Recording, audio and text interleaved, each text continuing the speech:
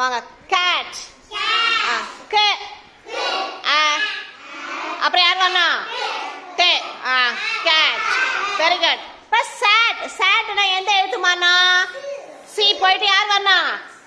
சு வரணும். எஸ் க்கு போயிட்டு சு வரணும். இப்போ சொல்லுங்க. சு டே சேட். இப்போ சிட்.